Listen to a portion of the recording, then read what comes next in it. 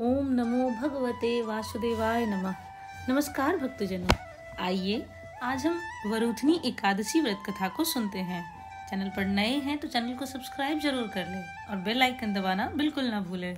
धर्मराज युधिष्ठिर बोले, हे भगवान, वैशाख माह के कृष्ण पक्ष की एकादशी का क्या नाम है, इसकी विधि क्या है तथा उसको करने से क्या फल प्राप्त होता है?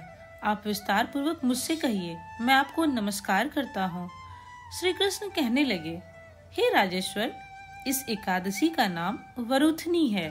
यह सौभाग्य देने वाली, सब पापों को नष्ट करने वाली और अंत में मोक्ष देने वाली है।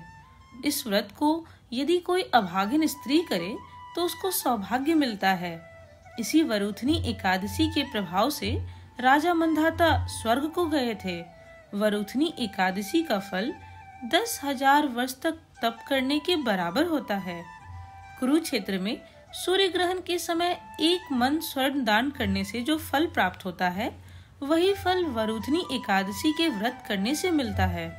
वरुथनी एकादशी के व्रत को करने से मनुष्य इस लोक में सुख भोग कर परलोक में स्वर्ग को प्राप्त होता है। शास्त्रों में कहा गया है कि हाथी का दान घोड़े के दान से श्रेष्ठ है। हाथी के दान से भूमि दान, भूमि के दान से तिलों का दान, तिलों के दान से स्वर्ण का दान तथा स्वर्ण के दान से अन्न का दान श्रेष्ठ है। अन्न दान के बराबर कोई दान नहीं है। अन्न दान से देवता, पितर और मनुष्य तीनों तृप्त हो जाते हैं। शास्त्रों में इसको कन्यादान के बराबर माना गया है। वरुथनी एकादशी के व्रत से अन्नदान तथा कन्यादान दोनों के फल बराबर मिलते हैं। जो मनुष्य लोभ के वश में कन्या का धन लेते हैं, वे प्रलय काल तक नरक में निवास करते हैं और उनको अगले जन्म में बिलाव का जन्म लेना पड़ता है। जो मनुष्य प्रेम एवं धन सहित कन्या का दान करते हैं, उनके पुण्य को चित्रगुप्त भी लिखने में असमर्थ हैं। उनको कन्यादान का फल मिलता है। हे राजन, जो मनुष्य विधिवत इस एकादशी को करते हैं, उनको स्वर्गलोक की प्राप्ति होती है। अतः मनुष्य को पापों से डरना चाहिए। हे राजन, अब मैं तुम्हें इस व्रत से जुड़ी इसकी महात्म्य कथा को सुनाता हूँ। ध्यान पूर्वक सुनो। प्राचीन काल में नर्मदा नदी के तट पर मंधाता नामक राजा राज्य करते थे। वह अत्यंत दानशील तथा तपस्वी थे। एक दिन जब वह जंगल में तपस्या कर रहे थे, तभी न जाने कहां से एक जंगली भालू आया और राजा का पैर चबाने लगा। राजा पूर्ववत अपनी तपस्या में लीन रहे।